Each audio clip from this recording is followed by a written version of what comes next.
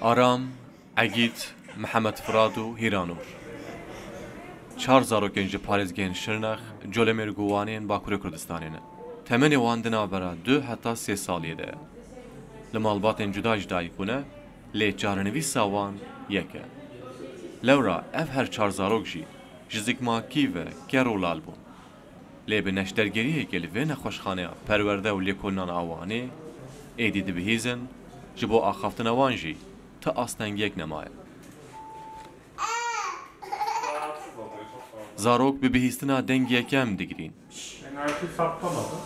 Malbatên wan jî ji ber kêfxweşiyê.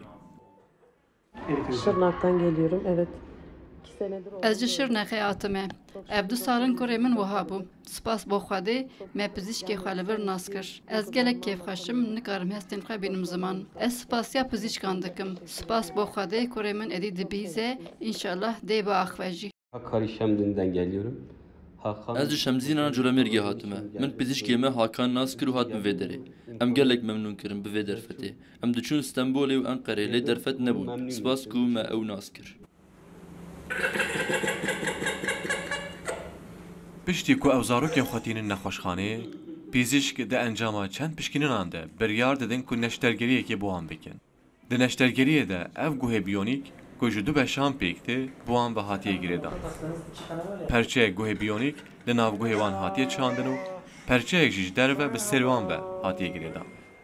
Pîzîşkên nexweşxaneyê jî bi qasî van malbatan kêfxweşin û dibêjin vêyekê motivasyona wana kar zêdetir kiriye.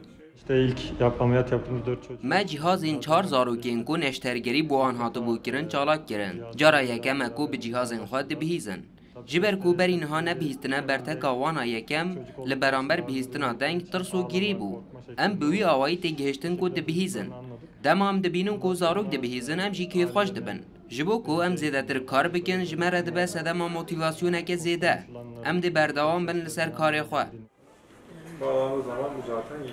Nirxê her yek ji van guhên biyonîk ku bûne sedema bihîstina van zarokan bi 180,000 lîreyên Tirkî wate derdora 10,000 dolar e. û tevî xerciyên din bê beramber bo wan hatine dabîn kirin.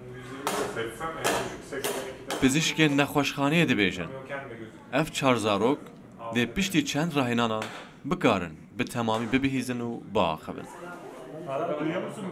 Malbat jî bi kelecan li benda peyva yekemin ka gelo dê bibêjin dayê an jî bavo.